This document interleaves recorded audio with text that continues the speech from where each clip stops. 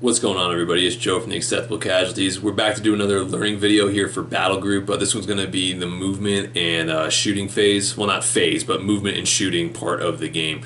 If you guys missed the last one, there's one for how the turn unfolds and issuing orders. It'll be maybe like a week before this one or a couple days before this one. So go back, watch that one first while you're painting or doing whatever to get caught up, and then you can come and watch this, and then things will flow probably a little bit better for you as far as how the game plays.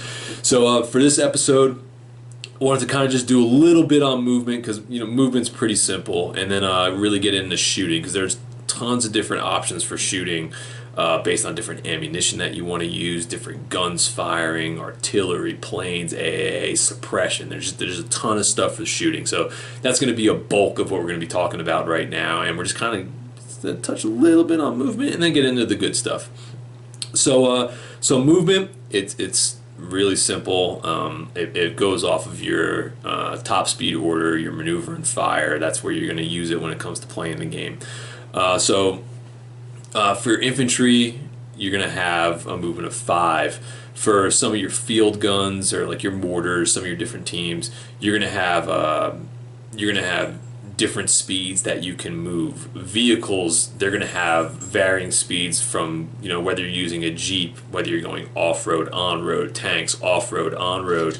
That all varies based on the vehicle, and each vehicle profile is distinctly different. Like all tanks aren't just moving 8 inches off-road, 12 inches on-road. Each tank has different speeds. For example, like a T-34 moves like 12 inches like off-road, like through the country, whereas you might have like a Sherman is going to move like 8 or 9 inches depending on which one you have. So each vehicle has a very distinct and individual movement profile that they have in all the Army books, or if you get the reference cards that you can pick up as well. Is kind of you don't need them, but it's the games that I've played.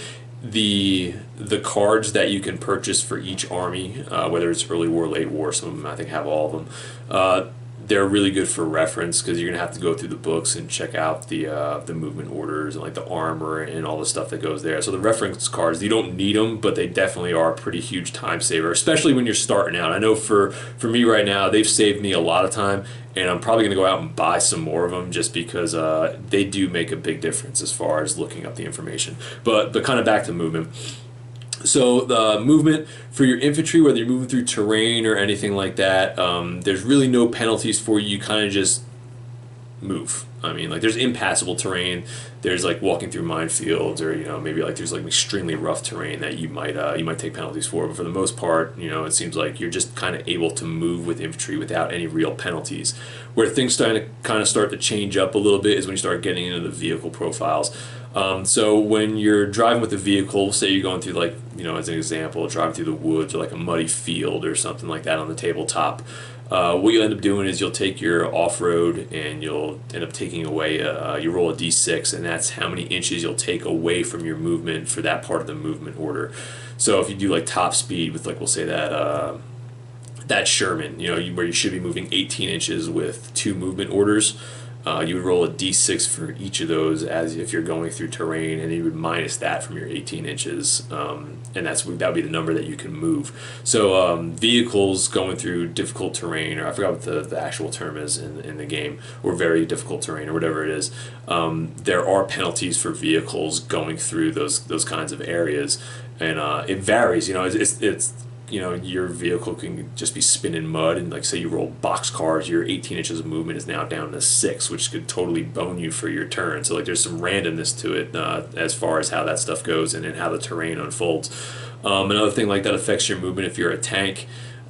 Say you want to do a maneuver in fire order. So like maybe you're like on a hill, or next to a hill, and you want to fire a couple shots downrange. You want to fire a shot downrange at another tank and then move back behind the hill. So you fire that shot, you got to take the movement penalty with it, And then as you move backwards, you don't move your full rate of speed when you got that tank in reverse. You got to take a penalty when you do it, which is another one of those D6s. So maybe you roll well enough, maybe you roll like a 1 or a 2, you only take like an inch or 2 penalty, and you're able to kind of tuck back behind the mountain, and that order was a success. You were able to get your shots off and then protect your vehicle. Sometimes you might roll a 6, and then your 8 or 9 inch move might be only turned into a 3 inch move as you're going backwards, and now you're still, after you get your shot off, you're back, but you're still exposed now because you weren't able to really tuck yourself into any terrain. So these are some of the kind of things that go with the movement. And like I said, it's really easy. Kind of like once you read through it once and kind of get it in action. Like I said, there's some variables as far as moving the terrain or like the different things you do, like with vehicles, put it in reverse, all that kind of stuff. Your different units, how fast they move, all that goes into that. There's not a lot to really talk about. It's kind of one of those things where you just you got to get into the rule book and kind of just see the distances the stuff moves and the vehicles and kind of how that works. Next thing that I wanted to get into for movement and shooting, after you do all your movement and everything like that, is your firing ranges. For this game, it's kind of crazy how far you can reach out and touch someone, and it's just to put it in perspective for Flames of War. Our regular rifle and machine gun teams, 16 inches. It's 15 mil, 15 millimeter models, 16 inches. For Battlegroup, you're able to reach out and you can hit units at 30 inches with a rifle, 10 inches for like an SMG. I think assault rifles might be 20 inches. So and then once you start getting into like your mortars are pretty much the length of the table. Artillery, you can shoot wherever with that. Your tanks, I think you're up to 70 inches. I think you hit with most tanks. When you start getting like autocannons, like your 20 mils or like your Bofors, I think they have like a 50-inch range somewhere in there. So the whole table is your oyster for a lot of these units as far as firing ranges go. You can reach out and touch stuff all over the place, even for your rifle teams, man. It's like outside of turn 1 and 2, if you're pushing up the table, you're going to be able to hit something if you want to shoot at it for most cases. So the firing ranges, everything is viable for almost the entire game as far as being able to shoot if you have a target worthy of shooting at. So that's something to keep in mind when you're looking at this rule set. It's like it doesn't have to be close engagements. You can have firefights going across the table. Obviously, your chances of hitting something are going to be a lot harder to do, but at the farther the range that you go, as well as with like tanks and stuff like that, the farther out that you fire, like AP rounds, the less effective they become at range, and it's like usually 10-inch increments. I think for AP rounds for tanks, it's broken up into 10-inch increments, but it seems like the drop off for the damage values is like almost every 20 inches. I think at least in the beginning, and then it falls off after that. So, like I said, you can hit stuff from far away, but you become way less effective. So I just wanted to kind of put that out there as far as firing ranges go. So another thing that you're going to have to do next up for shooting is going to be aimed fire. So this is going to be how you're going to go to shoot somebody, shoot to kill. And this one's going to be for small arms and machine guns, is what we're going to be looking at right now. So for aimed fire, say I want to take my rifle unit that I have here and I want to shoot your rifle unit that's like 20 inches away. It's not just point and start shooting. There's some other stuff that goes into it. So first you have to observe the unit, and I think the reason that they put it in the way it's been explained to me was you have this chaos on the battlefield. There's like smoke grenades going off, you got mortar smoke, just gunfire, debris getting thrown everywhere. You're not just going to be able to have your head out of your foxhole, or you're peeking out from behind a tree, and you're not just going to be able just to pick out and shoot every unit that you want to in a battle. It's not realistic. So that's where this observation part comes into the game, and you're going to use this for any time that you're using aimed fire. So when you have to observe a unit, there's a little chart that you would refer to. So if you're going to try to like hit infantry that's maybe out in the middle of a field, they're not concealed and they've been shooting back at you already, you still have to observe them in a firefight to kind of get an aimed shot at them before you start throwing rounds down range, and you would roll a d6 for that. So to hit that unit in that situation that's been shooting at you in an open field and not in cover or obscured in any way, it's just a 2-up for you to observe them and say that's going to be this unit's target. If they're maybe behind a wall or in a house and they're firing at you, it might be a 3-up. So there's all these different variables that go into it, and some other things that work into it as well is like snipers might be harder to hit. If you're a recce unit and you have a scouting rule, you're going to have a little bit of a bonus to pick some of these units out. So you might get like a +1 to your rolls to observe these units since you're trained to do that. You're a recce unit. So the observation part. I think it's awesome, and it really can throw a wrench and stuff because you might have this shot lined up where you might have like an ISU 152 and there's an infantry platoon sitting in the middle of a field, and you're just ready to drop this gigantic HE shell right into the middle of them and just shred the whole unit. And you send your open fire orders, so you get 2 shots, and you end up rolling a 1 to observe, and you can't observe them. And the second one, you roll another 1 to observe, and now you're looking at it, and you're like, I can't believe it just happened. Those guys should have been shredded, but the dice gods weren't in your favor, and you weren't able to pick them out on the battlefield. So the observe section of aiming fire.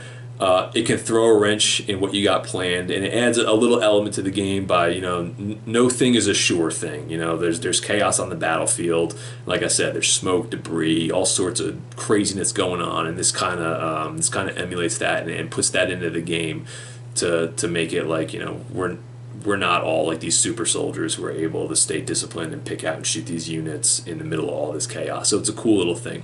So for aimed fire. For small arms and MGs, we just went over the observing part. So now once you kind of get in observing the unit, and now you're going to be shooting for damage, what you're going to do is you're going to take your unit, and based on what they're loaded out with, you're going to get a certain amount of shots. So whether you're shooting, an MG42 on a tripod, there's a dice pool for that, whether all you guys have rifles or like there's rifles mixed in with assault rifles or SMGs. Depending on what you have and what the ranges of those guns are, you're able to throw a certain dice pool. Based on how far you are, whether it's a 0 to 10 for small arms, it's usually 0 to 10 inches, 10 to 20, 20 to 30, and occasionally you have a 30 to 40 for small arms, and that's for like snipers with the spotter, or maybe like some heavy machine guns, stuff like that. There's some small arms that can kind of reach out and hit that range, but for the most part, you're looking at that 10 to 30. Each 10-inch increment that you go out to, depending on what you're shooting at, whether you're shooting at like a gun team, another infantry team, or maybe like you're trying to suppress like a transport vehicle or do some damage to a transport vehicle like a Jeep or a truck, you're going to need a certain dice score to hit. So if you're shooting a bunch of rifles at a 30-inch range, another infantry platoon, you might need like 5s or 6s or whatever it is, depending on if you moved or if they moved. There's variables that kind of work into it. So that's kind of how you end up doing damage. You would roll your dice pool, you'd get whatever successes that you needed, and then you would put them out. And then your opponent would then get a cover save. Now if you're infantry, this isn't like Flames of War where your infantry bases get a 3-up save, man. If you leave your guys hanging out in the wind in the middle of a field, you're going to need a 6 to save one of these casualties. So if you're out there and someone's dropping like autocannon fire on you, you're getting hit by a bunch of MG42 nests or whatever it is, and you're just out in the open, they're going to observe you easily. They're probably going to hit you pretty easily, and then you're going to have to make 6-up saves to keep those guys alive. So units in the open, cover saves are huge, and as far as aim fire goes for you making your cover saves, if you're infantry, if you're out in the open, it's like a 6-up. If you're like maybe behind like a wooden fence or in some woods, you get like a 5-up save. If you're in a building or something like that, or like maybe behind like a stone wall, it's like a 4-up save. If you're in foxholes or maybe some kind of like wooden MG nest, I think it's like a 3-up save. And then once you start getting like reinforced concrete and then things like that, it's like a 2-up save. So the saves aren't really based on what the unit is. The saves are based on what your situation is. So that's something to keep in mind when you're moving your guys around the field or setting them up for defenses. Where you place these guys, that's the kind of save that you're going to get. So back to the aim fire. So you throw your dice out, you get a couple hits, then your opponent needs to make his saves. And then after those saves happen, depending on what you have to roll, if you take a casualty, you have to take a morale test. For the most part, when you're above 50%, things go pretty good for you. You usually on like a 3-up, you're in pretty good shape. You're gonna stay unpinned. You're gonna be good. Even if you take one casualty, you still have to take a morale check, but your unit won't break until you hit that 50% threshold. And then once you get below that, that's when things start getting hairy on that morale test. Because if you were like a 1 or 2, for some units, you just break off the table, and then that's the end of it. If you're below 50% casualties, or if you only have like one guy left and you take a casualty, or one guy left and you're a pinned unit, they just break off the field, and that's kind of the end of that. So, and we'll get into that a little bit later as well. So that's kind of how aim fire works. Like I said, you have to observe with small arms, then you have to fire, and usually your small arms, you can't really damage vehicles with it. Your small arms fires really have to be directed toward infantry and gun teams and things like that. So yeah, you would hit those. They would get their cover saved no matter what it is. Like I said, there's a chart and a reference based on whether you're infantry, guns, all this other stuff. It'll tell you what it is on there. And then you would roll morale, and that's how you would kind of work the aimed fire for small arms fire. And that's the general idea in a nutshell. Like there's some other little things a little more in depth, and when you get a rule book and look through it, you'll kind of see the little nuances that unfold with that. Next up is going to be close assaults.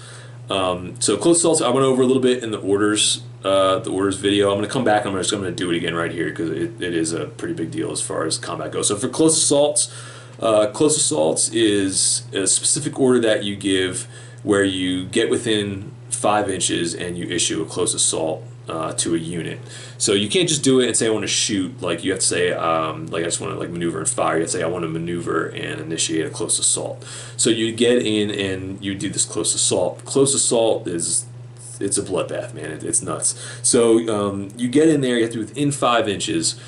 As the attacker, you get whatever your gunfire is going to be, you know, whether you're taking like rifles, SMGs, assault rifles, whatever your loadout is, they're going to have, you know, you're going to get extra shots for SMGs for being in close assault. Like there's all these little different things. On top of whatever your shooting pool is, you're going to get an additional D6 dice, which would count as like a bonus for you running into the combat, like throwing grenades in there and do whatever other crazy nonsense that's going to happen for a bunch of guys running in for close combat. So you get this D6 bonus, and then whatever you roll gets added on top of your dice. So for that close assault, you're going to get in there. Things are going to get down and dirty. You're going to get to fire all your shots. Your opponent's going to get to also fire all of his shots.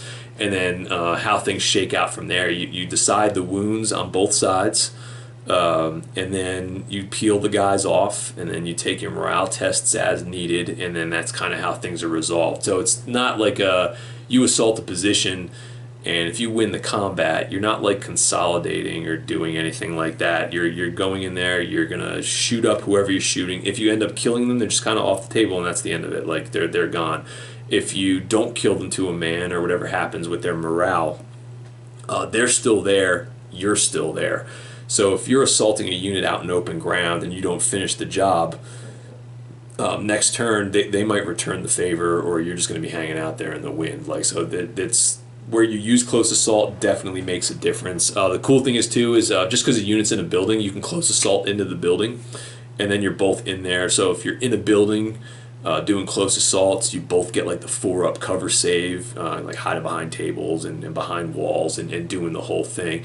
And that'll continue to go not back and forth because you don't resolve until everybody's dead, but like if you get your close assault off and you don't wipe them out, you're not wiped out, you're both still active units and nobody's pinned. Like next turn comes up, that player has the option to issue a close assault of his own because he's within 5 inches, so you know that whole process can happen again, or they can just shoot without that D6 bonus, and then you just get your +4 cover save. So there's some options as far as like assaulting in buildings, out in open fields, and all the things that kind of go with it when you're assaulting infantry on infantry. Another way that you can issue close assaults is going to be against vehicles, but the catch is you need like AT grenades. And so in Battlegroup, for most of the platoons that you're going to take for your infantry platoons, you have options to take like Piats, bazookas, Panzerfausts, but they're you get them one of two ways. You can either give them to your units, like your actual rifle squads, or they come as like a separate like 2-man team. So there's different ways to get this AT stuff. you don't assault with those guys and get anything out of that. They're purely for shooting. So like, you're not going to run up in a close assault, drop a Panzerfaust. They're there to shoot with. You don't get any anti-tank bonuses with them for doing close assaults with those weapons. They're purely there to shoot. If you want to assault vehicles, what you're going to want to do is you're going to want to pay for anti-tank grenades in those units. And most of the units, most of the army list, you have an option to get some kind of AT grenades, whether it's like Panzer knockers or gammon bombs or whatever it is. There's usually some options in there to get that, or get sappers that have that kind of stuff. Or if you don't, you'll have the option to usually get bazookas or stuff where you can take out vehicles in the shooting phase. So for close assaults against vehicles, I mean, it's a much riskier proposition. So you give that unit your AT grenades or whatever. And I don't think I touched on this in with the regular assaults as well, but I will now. For anytime you want to initiate assault, you also have to take a morale test of your own or a skill test of your own for your unit. So if you have like regular troops, you need like a 3-up to initiate this assault, whether it's against a vehicle or against infantry. If you pass it, you just keep rolling, and then you go into the assault. If you fail it, your guys don't got the the cojones to jump up and get into the fight, so they end up becoming a pinned unit. So it's harder for you to initiate these assaults with more inexperienced troops, where if you have like veterans or elite troops, these things they happen a lot easier. So just a little side note for that goes. So back to assaulting vehicles. So if you have a unit that has kind of like AT grenades, gammon bombs, anything like that, you pass your morale, you get in there, and you attack this vehicle. So once you get into the vehicle doesn't get to swing on you or anything like that. There's a table that you roll on, and you roll a d6. If you roll like a 5, your attack it goes off, and you're able to get like I think it's like a strength 5 hit on the vehicle's side armor. If you get a 6, it's like a strength 5 hit on the vehicle's rear armor. So you need a 5 or a 6 to do the damage on the vehicle. If you roll like a 1 through 4, things go from like bad to worse. Like you might take 1 casualty, and you get beat back on like a roll of a 3 or 4 or something like that, and you take one of your guys gets shot down in the process, and you lose a guy, and you have to take a morale test for losing a casualty on like a roll of I think like a 1 or a 2, or maybe it's a 1. I don't have the chart here in front of me. You lose like up to 3 guys, or like D3 casualties, because you weren't able to get close enough because of machine gun fire coming from the tank or whatever the reason would be. As you try, just picture the Saving Private Ryan scene. When they're all up there trying to throw the sticky bombs on the tank, and like you got like that 20 cal that opens up and shreds the guys on the side of the tank, or the one sticky bomb blows up in the guy's hand. Like, stuff goes wrong when infantry assaults vehicles. It's not a very smooth ride, and this kind of emulates that as far as the chaos on the battlefield and a bunch of infantrymen just trying to jump up on a tank and drop grenades down the hatch. Like it's not the smoothest process. It's not as easy as assaulting infantry. So you only have a 33% of a chance of things going your way. So something to keep note of. Another thing too, and like I said, come from Flames of War background, when you got your platoon of like T-34s or whatever, and you just roll up and you're assaulting infantry and doing whatever, you really don't have the option to do that in this. There's no rolling into an infantry platoon and just running them over and doing assault damage. It doesn't really work like that. And I think close assault, same thing too. I mean, what are you going to do? You're going to roll in a close assault, and then you're going to have your commander throwing grenades out the top hatch to get the D6 bonus. So the way Vin and I have been playing it, and I'm pretty sure it's the way that the rules are intended, is we don't allow vehicles to assault. That's what you have your machine guns for, and you have your AP rounds for your cannons. I mean, your HE rounds. You have all these other tools to take out infantry, and that's kind of how we play it for that kind of stuff. So vehicles don't assault infantry, but infantry can assault everything else. So that's kind of how close assaults end up working. Next up is we're going to go over is going to be aimed fire with HE rounds. I'm going to pull up a page here for reference just to make sure that I get this right, because I have used it, but like I said, I do want to make sure that I get this stuff right. So page 34. So aimed fire for HE rounds, you're going to be looking at stuff like your flat cannons that you have, like your 20 mils, your Bofors, like all that kind of stuff, where they're vehicle mounted, they're just mounted on a turntable, anything like that. You're going to be firing high explosive shells like that. If you have tanks that you've decided to load out with a couple AP rounds and then give a couple HE rounds as well. When you fire high explosive shells, this is what you're going to end up doing. So you still have to go through, you still have to observe.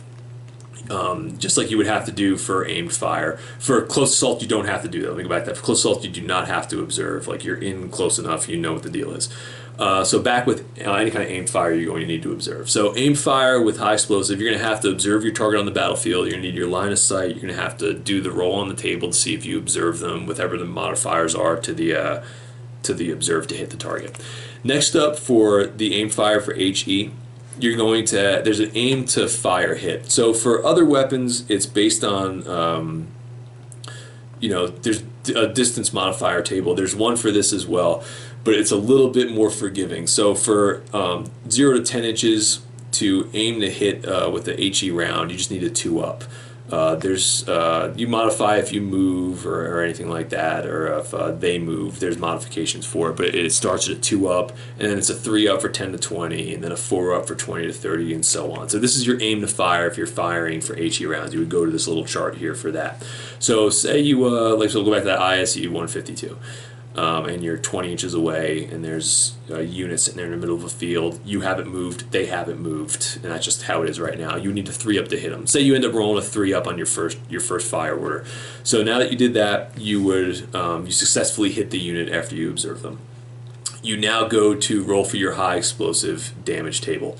So when you fire HE rounds, it's not, you're not firing one shell and doing one wound with it. When this shell hits, depending on what weapon that you have, and it varies from the 20 mil all the way up to like a 152, from mortars, everything that kind of go with it. The HE damage, it varies literally gun to gun. Each one is different. I think like the ISU 152 is like an 11 dice pool with like a 2-up or a 3-up to hit. So what you would do for like this 152 is you get, like, we're just going to say for argument's sake, you get your 11 dice in your hand for this one HE shell that you just fired into the crowd.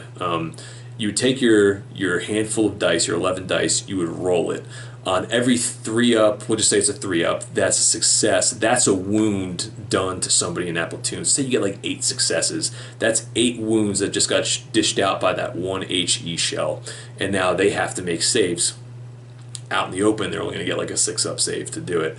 So that's kind of how that works, and then they're going to have to make their saves, and then whoever dies gets peeled off, and that's the end of it. So firing with HE shells against unarmored anything, like, I mean, with certain guns, you can absolutely just shred people and do some damage, and it's really, really good. For taking out infantry, gun teams, things like that. You can still do damage against vehicles with HE if that's all you have loaded up in whatever you're shooting, whatever loadouts you went with your vehicles on your end. If you fire HE at other vehicles, whether it's from direct fire, like aimed fire, or from like mortar rounds coming in, you could still damage other vehicles, but it's not nearly as good as using AP rounds. And AP rounds is, I guess, what we're going to roll into right now for aim fire with AP. So aim fire with AP rounds, it pretty much works kind of the same way. So you still have to go in, you still have to observe your target like you do for any other kind of aimed fire. So you have to go in, pick your target, and you have to aim it. Now, to roll to aim to hit, it's based on what ranges that you're using. Again, so like 0 to 10, 10 to 20, 20 to 30. You have a base number, and then like there's variables. If the target that you're shooting at moved, if they're obscured, like for HE, since it's an explosion when it hits, there's no bonus for being obscured. It doesn't matter if you're behind a wall. HE goes off, you're still getting hit with it. And we've been playing that as a 5-up save for the most part. If a HE round hits, you just get a 5-up save regardless of what your cover is, unless like you're in a fortified thing like a bunker, or maybe in a building, or you're like in a foxhole, like certain situations like that. If you're behind a wall, or like a stone wall or anything like that, we just play 5-up across the board if you're in any kind of like soft, any kind of cover that's not like necessarily like 360. But that's just a house rule. Like I said, you can probably play that however you want. But back to aim fire with AP shells. So like, yeah, you would take a penalty. So you find your distance. You would take a penalty whether like they moved last turn, you moved this turn. If they're obscured. If you're shooting an AP round at like a Pac 40 or something like that, or a deployed gun, shooting AP rounds at smaller targets or non-vehicle targets, it's not as effective because it's a solid round going in. It just doesn't work as well. So there's penalties for shooting at stuff like that as well. You want to use your AP rounds to shoot at vehicles. So you would roll to hit the target with all the variables put in. You hit the target.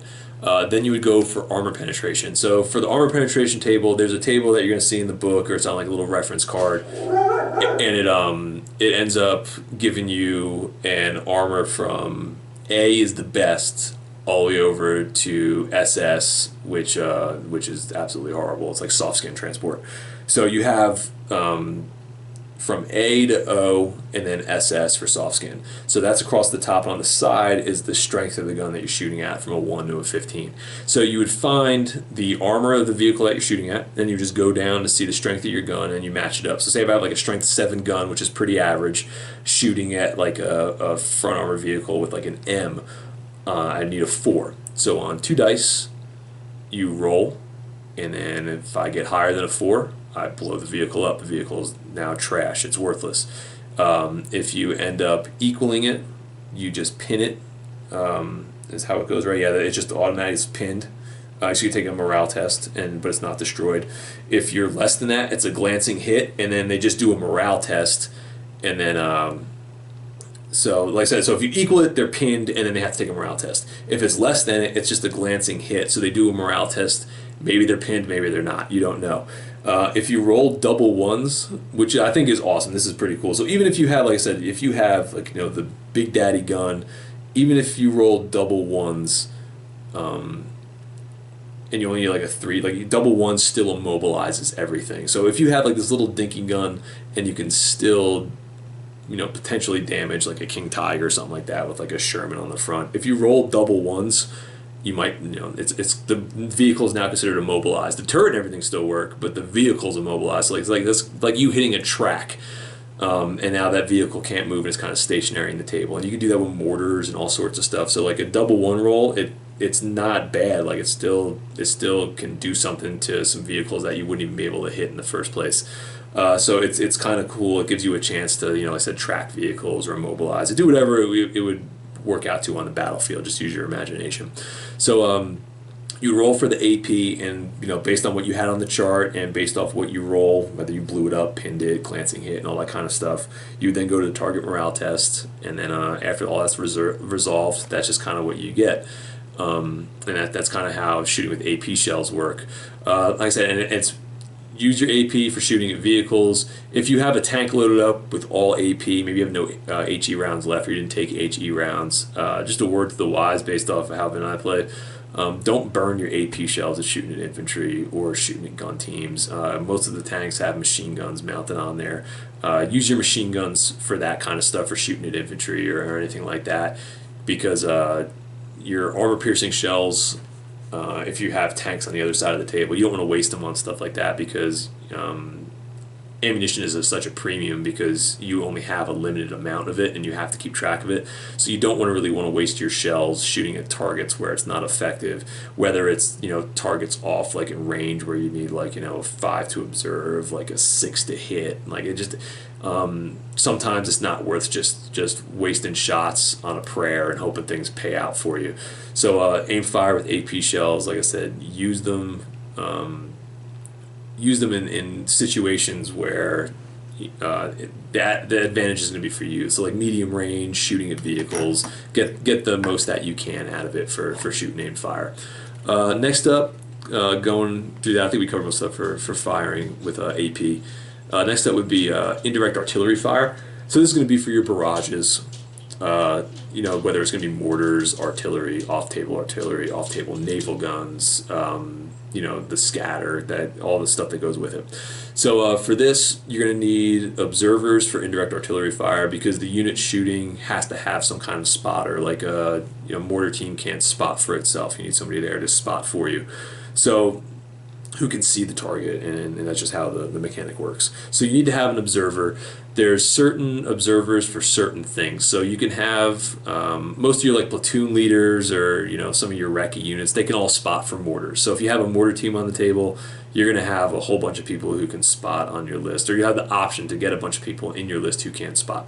So you can do that. If you're going to have artillery, firing in, whether it's going to be on table or off table artillery, things are going to be a little bit different. Your options aren't as diverse. You have like your senior officer, like your Army HQ, he can spot for artillery. Then you have like artillery spotters, like they're a little more specialized. So you might need to add them to your list if you have, if you want to bring artillery to the table. So like I said, you're going to have observers. So what you're going to end up doing for your arty fire. This section here, okay, your indirect. All right, so you're going to end up going. You're going to request an artillery fire order. So what you're going to end up doing is you're going to have your spotter. They're going to do whatever they got to do, and you're going to do the communications test. So if everything's on table, or like I said, part of your list, or off table artillery, you don't need to request a fire order. You don't need to do a priority check. That's completely different. I can't even really talk about that because I haven't done it yet, so I don't want to mess anybody up. So we're just going to kind of talk about on table artillery mortars or off table artillery mortars. So you end up doing a communications check. So a communications check is kind of just a way of, you know, your spotter picking out the target and then him being able to communicate that information to who's ever firing the rounds. And it's going to be a 3-up.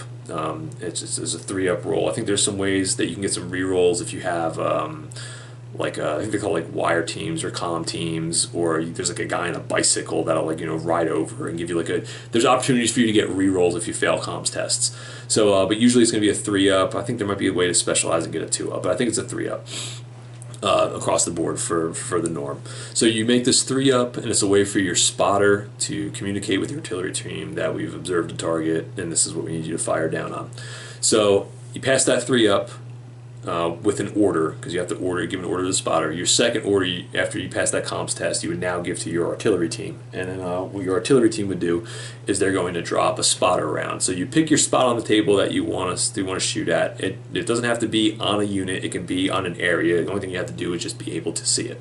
So you drop your spotter round. You want to say, okay, this is the point that I want to put the spotter round down. So right there, you end up rolling a d6. You roll a 1 on the d6, that spotter round just goes wild. So you would take 4d6, and then you would determine the direction it scatters in. I have like a 40k scatter dice, which works just as well. There's also like another little formula that you can use in the book to do it. So you roll this 4d6, that would be, you add all that together, that's the distance that your spotter round is scattered and the direction it scatters in. So that's if you roll a 1. If you roll a 2, your scatter round just kind of misses, so it's a 2d6 plus the random direction that goes in. And then if you end up rolling a 6, it's an accurate spotter round, so all it is a 1d6 scatter in the random direction. So obviously the higher that you roll in that d6, the more precise of a spotter round that gets dropped. So what ends up happening is you get your deviation from the spotter round. So like I said, you picked where you wanted it to go. It's obviously going to go somewhere else. It just depends on how far and in what direction. So you get the spotter round to land now. You know where it is. So based on that, you have an option. Maybe it's scattered too close to your troops and you just want to call off the bombardment. So you can say, I don't want to do it, but you still have to burn the order because you fired the spotter round, so your artillery's been used already. So the spotter round goes off. They're too close to your troops, your guys are going to get into bombardment, you want to wave it off. Or maybe it scatters into a section where, you know, you're still hitting enemy troops, you want to continue to go with it. So after you end up doing that, you roll for the deviation, you're going to end up firing for effect. So you're going to determine how many shots that you have. So if you have like 2 mortars, 2 guns, whatever you have as part of it, you get 1 die for each unit firing. So, and if you have 2 mortars shooting, you get 1 die for each one, but when you fire a bombardment, it counts as an open fire order. So you get 2 rounds of fire.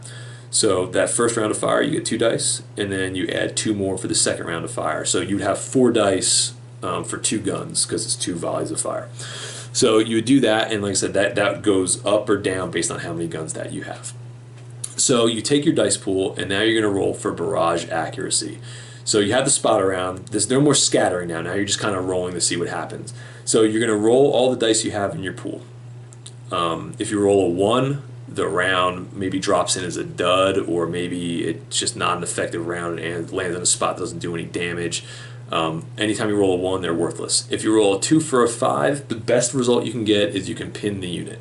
So any 2s or 5 are that. If you roll a 6, it counts as a direct hit. and that's when you start doing your damage. So how you're going to allocate that is any rolls that you get in a 6 out of your barrage dice pool, you're going to allocate it. The first one goes to the closest unit to where that spotter round landed. And then if you have another 6, you would take the next unit that goes after that. So you allocate the damage ones first, the direct hits. Then on top of that, if you have any pinning ones, then you start over and you take the closest unit, also gets a pinning, they'll have a pinning die, and then you keep working your way out from that. And it's kind of a way to emulate the rounds closest to where the spotter round dropped are going to be the ones that are going to be damaged the most, whether it's for damage or for pinning purposes. So that's how you're going to allocate your hits. So when you go through and you're going to allocate your direct hits, it's going to be high explosive. So if you're dropping on infantry, gun teams, or anything like that, like we talked about for the high explosive aimed fire shots, you're going to go to whatever your weapon is, and there's going to be an HE thing there. So for like mortars, it might be like 4 dice needing a 4 up. So you roll 4 dice. If you need a 4 up to hit, you see how many 4 ups you hit, and then your opponent does his saves. That's how many casualties he takes, and you do that for like the infantry and gun teams down the line. If it's for a vehicle, if you get a direct hit, you find out, there'll be like a little thing there for HE. It'll tell you like maybe it's only like a strength 3 or something like that, and then you'll hit against their side armor because it's a direct hit. So you just find the vehicle side armor. It's a strength 3 HE round. You just find what it is on the chart. You roll your 2d6. It's like the same thing you would for like an AP, and then you get the result with that. So that's how you would do for infantry, gun teams, and vehicles if they're getting hit with bombardment. So that's how you do the direct damage, take casualties, morale, continue going down the line. For pinning, this is the kind of same thing you just go to for suppressing. So like say like the mortars. So it's not like the way the round would land if you got like a pinning test. It's not enough to be a direct hit and kill anybody, but it's definitely enough to either keep somebody's head down or keep the hatch closed on a vehicle. It's enough to keep the unit pinned. So what you would do is you would go to like the mortars are going to be like a 4-up pinning test because it's the HE round. There's like a table for it that you would go to, and it would tell you what you need to pin with that gun.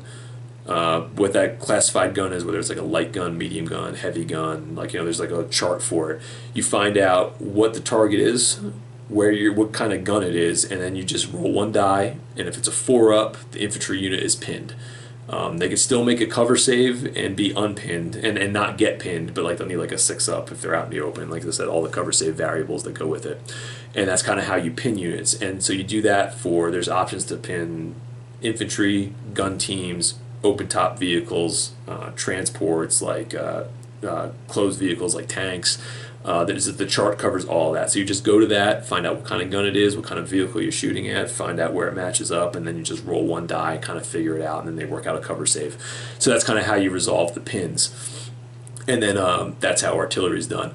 I will say, out of everything that we've done in the game so far, the indirect artillery fire is definitely the biggest learning curve, and at first it does feel like it slows down the game. There's so many steps to it compared to everything else. There's just so many more steps, so many more dice rolls, and sometimes you roll all these dice and things are going great, and then the end result sucks. So there's like so many sections where things can kind of just go wrong, and there's a lot to it. And like I said, there's a heavy learning curve. And this is where I think learning the game, this is the one part where things really slow down for Vin and I. But saying that, it took 3 games for us to kind of really get comfortable and get flowing in it. But after that, it really starts to flow a little bit better.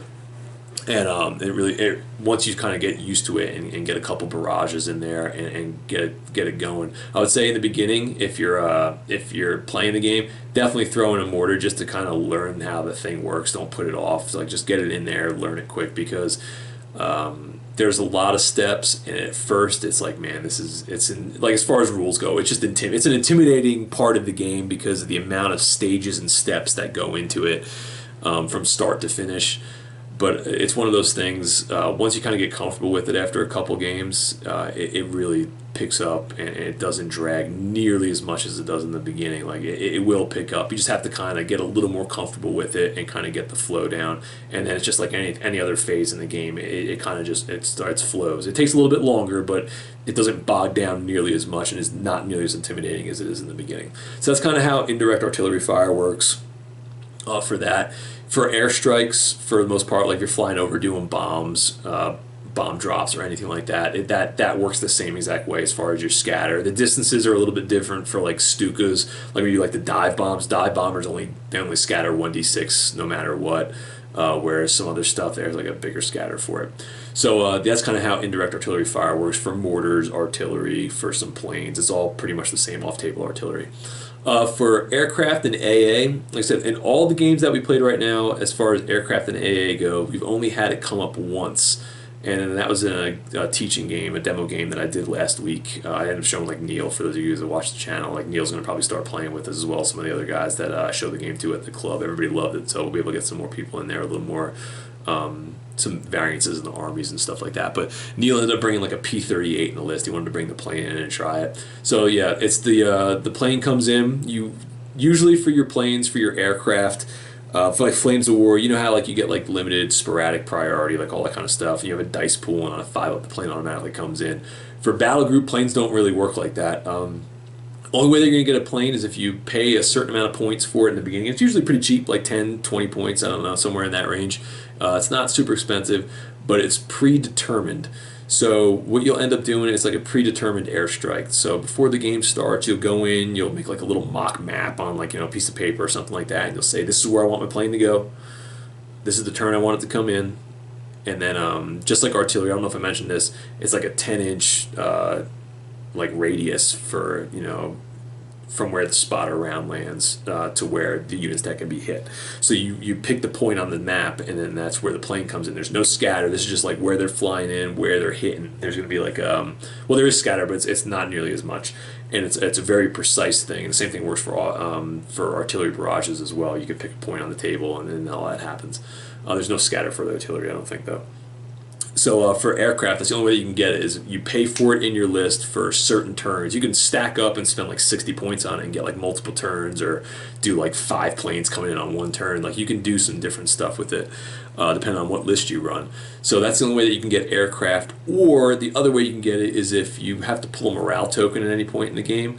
There's air support chits that you can pull out. There's like 4 or 5, I think, that are in the bag. If you pull one of those out, your next turn on a roll of a 5-up, you'll get like a random style plane that'll come in that may be divisional support. And we'll say like, hey, we got a plane that we can send in to give you guys a little bit of support. And this plane will come in, whatever you roll for, like that's the type of plane that comes in with whatever loadout, and then they can do some damage as well. That's like the only 2 ways that you can get a plane on there, is if you pay for it for a predetermined, a pre-timed strike or a timed air support, whatever it's called, or is if you pull the shit out of the bag and then you successfully get a dice roll the next turn. So they don't really come up, and based off what I've read in my experience, they're not like super effective, but if things go right with them, like they can be absolutely devastating. But it's not a sure thing by any means at all. But like I said, they work the same way as pretty much indirect artillery fire as far as determining what gets hit. And then if you're doing like machine guns or auto cannons or anything like that, it's I think it's shooting like you would shoot for aimed fire, but at like the 20 to 30-inch range. Plus you're moving when you come onto the table, so usually you need like 5s or 6s to hit, but like you can pick out specific like units on the table with that range and the ability and the way that your plane come in with machine gun fire. Like you can do some damage to certain units on the table that you might not be able to see or anything like that. So it has its uses, but I haven't used it enough to really break it down a lot. For AA, the same thing. I haven't had AA come up yet because the AA that we've had in the list, no plane ended up coming in, or no plane was in the list to begin with for like those timed air attacks. So AA, for taking out aircraft, I really haven't used yet, so I can't really comment on it. But the one good thing about AA is it absolutely shreds infantry, soft skin transport, stuff like that, because you can fire just like huge volleys, like 8 to 10 shots at like 70-inch range. Hold on one second. At like 70-inch, at like a 70-inch range, and so you can reach out and just hit these people, and it's high explosive shells as well. So by doing that, you can suppress at like super long distance with the AA guns to keep infantry down or gun teams down or stuff like that, or you can use them to just totally light up any kind of units that might be out in open ground and not obscured in any way. So the AA, it's great for taking out planes and creating that like defensive net, but they're also really good at like beating back infantry and things like that. So that's kind of what I'm going to go into for aircraft and AA, because like I said, I haven't used it that much, and I don't want to mislead anybody as far as how it works on the table. So next up is going to be suppressing fire. So in the beginning, when we first started playing suppressing fire, we didn't use it. We didn't use it the right way, and we didn't use it effectively at all. It's like one of those things where you have to kind of get in there and really start rolling some dice and then play the game a little bit to see how big of a deal it is. So everything we've gone over so far is about doing damage. There's one little section for suppressing fire, but don't let it fool you. This is almost, I think, more important than using aimed fire in a lot of cases. So suppressing fire, all you're going to do with standard or HE rounds, you don't have to observe a target. So like any other kind of time that you do like any kind of aimed fire, you have to pick a target out, and that's how you suppress it. I mean, that's how you do your damage when you shoot it for aimed fire. For suppressing, it's a completely different beast. For suppressing, you're just kind of spraying and praying and trying to keep people's heads down. That's really all that you're looking to do. You're not trying to really damage anybody. That's just kind of what you're looking to do. So you don't need to do observation roll. You just kind of know the general direction, and you're just going to start dumping rounds downrange. So you do that suppressing fire down there, and based on the gun that you're shooting and what you're shooting at, you're going to need a dice score. Now, you might have like 10 rifle teams in a unit, or you might have, like I said, those 10 shots with that AA gun. When you do suppressing, you don't get the dice pool. You get one die. And based on what you're shooting at and other parameters, you get one die, you get one chance to make it successful. So, like, for like small arms fire, for hitting a lot of stuff, you might need, like, at distance, long distance shots, you might need like 6s to suppress a unit, or like a 5 if you're mid range or something like that. If you're shooting at other infantry, if you're shooting at like a vehicle, you have to be within like 10 inches, I think, in most cases, to even have a chance to suppress it with like a 6-up. So you have like a machine gun team, like an MG34, MG42, and you're shooting at a Sherman, you need to be within 10 inches, and I think you need to roll a 6 to pin that unit, to pin the tank. So suppression with small arms against vehicles is not very effective, but suppression with small arms against other infantry teams or gun teams, you can do it at range. You just usually need like 5s or 6s, but you only get one die to do it. And then after you do that, your opponent gets to roll his cover save. If he passes the cover save, then the unit's not suppressed. If he fails the cover save, the unit is then suppressed, but no casualties are done unless he rolls a 1 on his cover save. If he rolls a 1 casualty is taken. They have to do a morale test. All the things would apply as if they got like aim fired, as far as like taking a hit. So that's one thing to notice for suppressing fire. So that's for like standard small arms fire, like machine guns, stuff like that. When you start using HE rounds, your chances to suppress people go up greatly, and there's no distance modifiers as well. Like it goes back to you having what kind of gun you have, but it's like a light gun, very light gun, medium, heavy. You're firing just a standard HE round, and whether it's HE from an AA gun or HE to, like I said, that 152, there's a different number you need to roll, and it's usually a lot better than anything. Usually, like to suppress infantry with a lot of the HE guns, you're rolling like a 3, maybe a 4 in the worst case scenario. So suppress infantry with HE is really easy to do, and the distance doesn't matter. It can be 10 inches, it can be 70 inches. If you can reach out and touch it with an HE round, it's the same going pretty much across the board at its base. You need like a 3 or a 4 for the most part for infantry.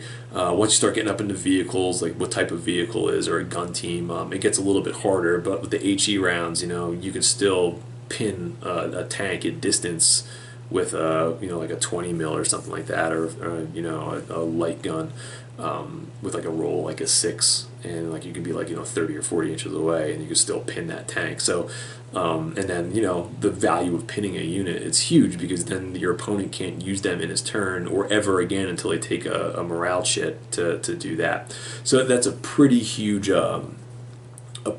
thing to have there. Like I said, you don't need to kill people. Suppression fire is such a big deal for just keeping people's heads down and keeping the other person's units out of the game, so they can't activate them on their turns. Another thing I wanted to kind of get into is the value of suppression fire versus aim fire. We kind of been touching on this a little bit, for gameplay purposes. Obviously, aim fire you can go out. It's harder to observe somebody. I mean, it's harder for you to get aim fire off. You have to observe. It's going to be a little bit harder to hit. You got cover saves, and then you got morale. Like there's a lot of factors that kind of go into aimed fire. It's a little bit harder to get casualties when you're doing tank on tank. Obviously, for the most part, you're going to want to shoot aimed fire and try to take that tank out. You still pin it firing HE rounds or whatever you're going to shoot at the tank from tank to tank. But usually we got tanks squaring off. For our experiences over the first couple games, you want to shoot to kill for the most part, unless like the situation deems otherwise. But for the most part, we found that AP rounds from tank to tank, you want to take them out if you can. Unless you have like multiple tanks, you can maybe burn one or two tanks firing an HE round downrange at an enemy tank, and maybe there's only like one of them over there, and try to get them pinned, and then you can kind of take your time with the rest of the tanks, getting into better positions, and then opening up and doing some other stuff with it. But for the most part, like I said, the value of suppression fire compared to aimed fire. Suppression fire is an awesome tool to use. It does so much in the game. Like I said, it pins the enemy. It opens up the table in certain areas that might not have been open a turn earlier, just because you're not going to have to deal with ambush fire, maybe, or the repercussions of maybe you moving into a contested area. There's a lot of good things for it, for suppressing the enemy, and using it that way. With aimed fire, like I said, pumping out and getting casualties is great, but you being able to get the unit pinned through giving casualties is a lot harder, because aim fire, it's a little bit harder to hit and observe, and then you end up getting into, they still get their cover safe, so they can negate, whatever you end up hitting. And then there's a morale test, and like usually it's going to be like a 66% chance, maybe an 80-something% chance on the D6, where they'll just shake it off and they won't be pinned, and they're going to be active. For the opponent's next turn, you can be able to return fire. So if you're in a bad situation and things didn't pan out the way you wanted to, as far as doing damage to the unit, you could be left out in the wind, and you're gonna eat it the next turn. So in some cases, it might be better to really take a shot at doing that suppression, because remember, you don't have to observe. It's just one die roll. And that's the scary thing too. Like you look at it, it's like, man, it's just one die roll, but when it goes off, it's a really powerful tool. Another cool thing about suppression fire for close assaults is if you pin like an infantry unit or a gun team or something like that, and then you want to say like you pin them with suppression fire from like your MG34, and there's like a rifle team down there, and you suppress them, and then you have, with another action, another order, you have one of your rifle teams set up to get into range for a close assault to that infantry platoon that's pinned on the enemy. You go in close assault, they automatically surrender. So you use suppression to set up units for close assaults to just force units to surrender. You can take units out that way. Yeah, it's dangerous because you're getting units close in to do close assaults, but if it's within the flow of the battle and you have like this front pushing up the table, using suppressing fire with close assaults, you can take other units off the table without really having to get into these crazy firefights or put your units in harm's way as much as you normally would if they weren't pinned and you initiated a close assault. So like I said, suppression fire versus aim fire, both are very situational, but like I said, don't put suppression fire on the back burner. It's a great tool, and it opens up tons of options on the table as far as you getting to better positions, or you taking units out, whether it's taking them out of the fight by pinning them down, or taking them out of the fight by getting close assault off and having them surrender. So like I said, both are great, and you really learn more about them. Like I said, you read the book and you kind of get a feel for it, but until you get on the tabletop or watch some games, you really start to see the value of each of these out there. And there's some other stuff for the shooting phase that we're going to go into in like the morale section and the tokens and victory parameters. There's some other stuff that's going to roll over that, like beyond the Call of Duty tests and things like that. I didn't leave that out. I just had that in a different section. So we're going to be getting into those in some later videos, but I'm just kind of going to wrap up the movement and shooting here. This is kind of like, brief overview, kind of going into some of the options that you have. There's some other stuff that I really didn't touch. That's mostly stuff that I haven't either used yet, or I'm not like super comfortable with, and I don't want to really throw that out there and maybe mislead some of you guys with some of the stuff. But this is kind of the stuff that I'm comfortable with, or kind of have a pretty good feel with, and I can kind of put it out there and talk about it a little bit. It might not all be 100% right, but I feel like it's right for the most part. That's like I said, for the other video, I said the same thing. If any of you guys have some experience with the rule set and you want to add your 2 cents in there, please do in the comment section. I always appreciate that, because it helps me get better at the game, and also maybe helps some of the people that are watching the videos they can learn a little bit more off of it as well, and maybe help them as far as getting into the game, or help them in watching some of the battle reports and kind of understanding how the game flows on the tabletop. So thanks for watching, like, subscribe, all that jazz, and I'll catch you guys later.